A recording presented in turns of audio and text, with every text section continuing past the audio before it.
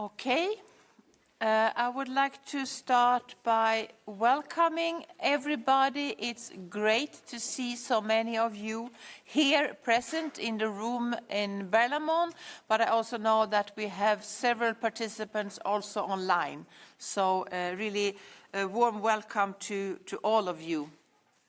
This is the fourth ministerial meeting of the European Internet Forum of this mandate. And during this mandate, the Commission and European Union, we achieved more on security than anyone thought possible before we started, also online. The terrorist content online regulation is now fully applicable. Member States have already sent around 350 removal orders to take down, for example, a full video of the 2019 Christchurch attack, filmed in the first person like a video game. The killer going from room to room, not shooting pixels on a screen, but murdering real people in a mosque. This video was posted in a chat group. Followers called the killer a hero and said, "I'm willing to do the same." So it's very good that this video was taken down within 1 hour after issuing the order. I would like to thank the Member States for their vigilance and companies for their prompt cooperation. This is a very promising beginning for the activation of this regulation. We are making Europe safer, not only through legislation, but also by working together in this EU Internet Forum. So I would like to thank all of you here today, ministers and member states representatives and tech companies, civil society organizations and experts, because together in the forum we have achieved a lot. A few years ago, companies said, "Give us the tools we need to keep violence and terror from our services." You asked, and the forum has delivered. Last year was a year of delivery, with the publication of the Video Gaming Handbook, Countering Extremists Who Exploit Video Games to Spread Their Ideas, the study against algorithmic amplification, against the rabbit holes that lead people to build do-it-yourself ideologies based on hate. In all 5 major platforms part of the study, there were evidence of amplification of violent extremist and terrorist content.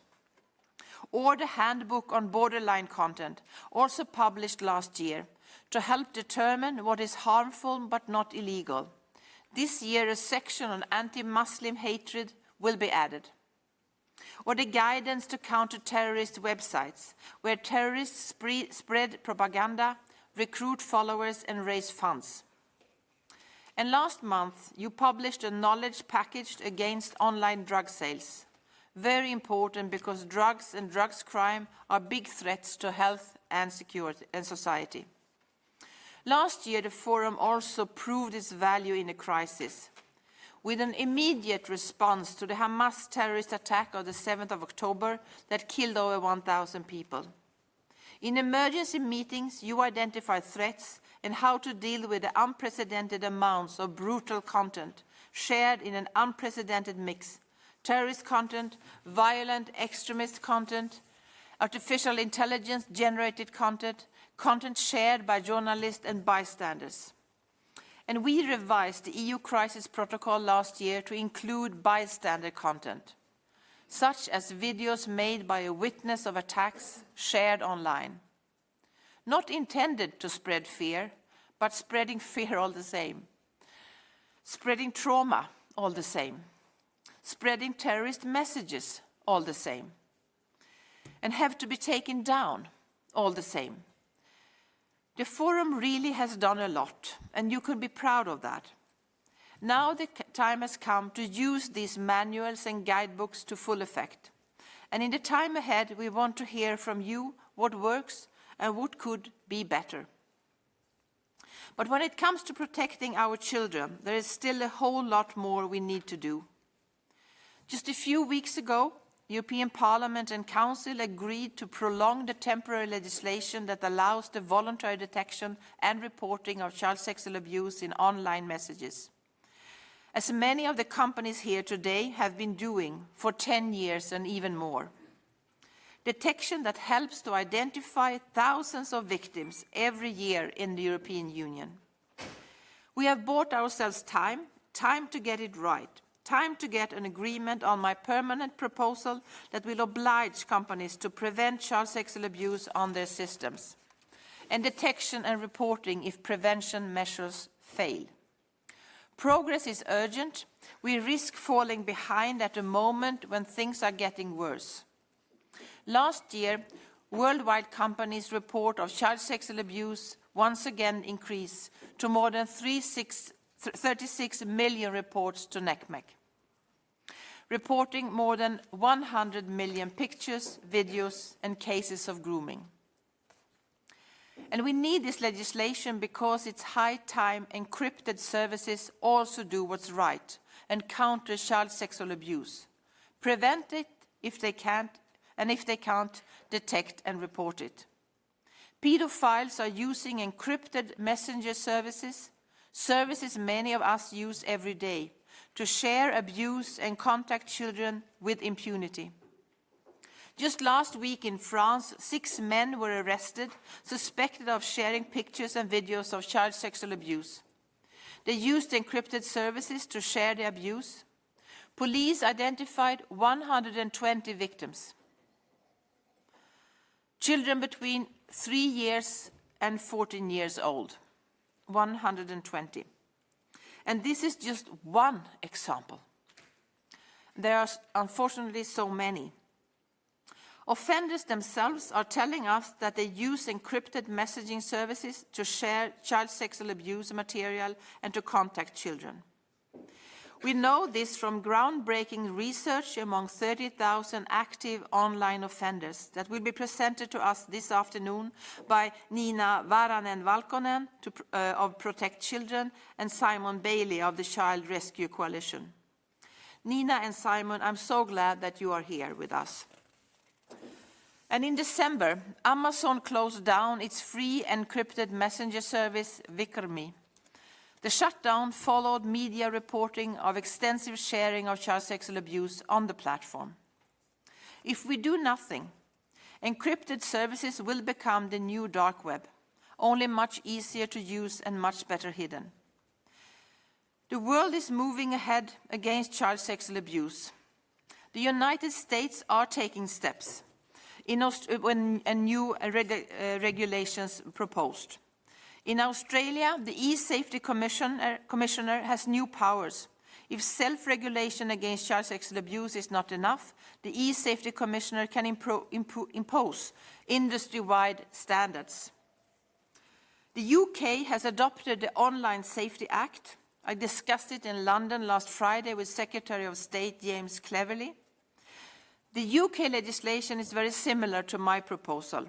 Risk-based, prevention first, the possibility of detection orders if prevention fails, as a matter of last resort, also in encrypted environments. And this legislation in the UK was adopted with cross-party support. The European Union must not fall behind and become a safe haven for predators. So I'm very glad that Minister Verlinden, dear Annelies, you are here today. I know that the Belgian presidency is committed to securing a strong council position on this proposal. So we are meeting challenges of the past and present, and now we must meet the challenges of the future. We are in the beginning of a revolution, the artificial intelligence revolution. Today we have the companies who are shaping this revolution here, and the pioneers who are leading it. A special welcome to Hanif Farid, professor at the University of California, Berkeley, and one of the world's leading experts on digital forensics. He will tell us about the challenges and opportunities, because it's clear generative AI will bring great benefits to humanity, stellar advances in medicine and science, and it's capable of amazing things. Can write convincing text in seconds, create stunning pictures and even videos in minutes. But right from the start of this revolution, bad actors are using AI for malicious purposes, to commit fraud, to spread extremist and terrorist narratives. There is already a Hitler chatbot that spreads Holocaust denial, and AI can even drive gendered sexual violence. 95% of AI-generated deepfakes are pornographic. The number of pictured women who consented, 0. And AI is also being used to generate child sexual abuse. Last year, the Internet Watch Foundation found 3,000 images of child sexual abuse created by AI in 1 month alone. Of these, more than 500 were the worst kind, rapes and torture of small children. Deep fake is not the right word, because the rapes are real. The AI is trained on existing pictures and videos of real rapes of real small children to create new pictures and new videos of rapes. There is a big danger police will be flooded with pictures of fake children and unable to rescue real children. And there is a real danger pedophiles who watch fake videos will approach children in the real offline world. Research by Protect Children shows this happens very often. Criminals are using our most modern technology to commit some of the worst crimes known to humanity. We must stop criminal AI before it spirals out of control. This is why earlier this month I proposed to clearly criminalize synthetic child sexual abuse, including deep fakes created by AI, as part of the update of the Directive Against Child Sexual Abuse. And that's why the European Union adopted the new AI Act, which will set a global standard. The Act allows the law enforcement to develop artificial intelligence to protect victims, to find suspects of serious crimes, and to prevent terrorist attacks. And it's why I put artificial intelligence on the agenda of this meeting of the EU Internet Forum. We will need AI to combat AI. And we need to strike now, at the beginning of this revolution, which will transform the way we live and work. AI tools can help to counter extremist and terrorist content, to better detect child sexual abuse. And there's a lot the companies here today are already doing, and I'm really looking forward to hearing from you. Today we have a discussion on risks and opportunities based on the discussion paper we prepared for you. A vital discussion which could set the agenda for years to come. A discussion not only about technology, but also about morality. We are at the start of a struggle for the soul of AI. If we get this wrong, AI will reflect the very worst of humanity, our worst instinct, our worst urge, our worst crimes. It's up to us to get it right, to make sure artificial intelligence represents the best of humanity, to make sure AI is a force for good in the world. We have all the right people here today to have this, to make it happen. And I really would looking forward to the discussion that we will have today. We have a lot in front of us. Thank you very much. And now I will give the floor to Annelies Verlinden, Minister of Interior from Belgium. Belgium so has the presidency in the council right now. And I know, Annelies, that you came right back from the jungle of Bolivia. I hope you have recovered a bit. But I must also say that I very much appreciate how the Belgian presidency are putting the security topic very high on the agenda during your presidency and following what were already put there by the Spanish presidency. So I'm very happy that you are able to be here. I know you have also appointments in Parliament, but very great that you're here. So, Annelies, you have the floor. Thank you so much, dear Ylva, and good afternoon, dear members of the EU Internet Forum, dear colleagues. The discussions of today will be centered around generative AI and more particularly on the risks of exploitation of generative AI for violent extremist and terrorist purposes, as well as child sexual abuse content. In this regard, I tried asking a generative AI large language model what could be done to address these risks and to tackle the spread of illegal content. The answer I received from the large language model was surprisingly spot on. According to this large language model, addressing these challenges requires First, a multifaceted and international approach involving collaboration between technology developers, online platforms, policymakers, and civil society organizations. Secondly, robust regulatory frameworks investing in AI ethics and accountability measures. And third, enhancing digital literacy and awareness programs. It goes without saying that AI is a complex matter and presents a dual landscape of challenges and opportunities. On the one hand, it amplifies our capabilities and helps us finding solutions. But on the other hand, it also poses significant risks if wielded by malicious actors. There are several examples of cases in which generative AI is misused to create illegal content and to manipulate or deceive. In the context of the ongoing conflict in the Middle East, for example, we have seen an unprecedented increase in the spread of terrorist and violent extremist content, disinformation and hate speech, some of which are generated by AI. Analysts have identified a great number of AI-generated images and memes, making it difficult for the public and even fact-checkers to identify what is real and what is not. The algorithm amplification of this kind of illegal content and disinformation exacerbates the already existent polarization and radicalization within our societies. The tragic terrorist attack in Brussels on 16 October last year, during which 2 Swedish football supporters were killed, serves as a stark reminder that the spread of illegal and harmful content online can have dramatic consequences and can incite lone wolves to violence. In general, our children are very active on social and gaming platforms, but they need to be protected. First of all, by good prevention and awareness provided by their parents, their schools, and other parties involved. But also, authorities play a crucial role in fostering safer environments by establishing a robust legal framework. This framework not only enhances safety, but also empowers law enforcement agencies to effectively address and counteract potential threats. Specifically, we must recognize AI-generated explicit content, particularly in the form of nude images, as a significant threat to the safety and well-being of our children. They can, for example, be used to blackmail and intimidate children. They may be wielded by sex offenders as a means to coerce children into engaging in sexual acts.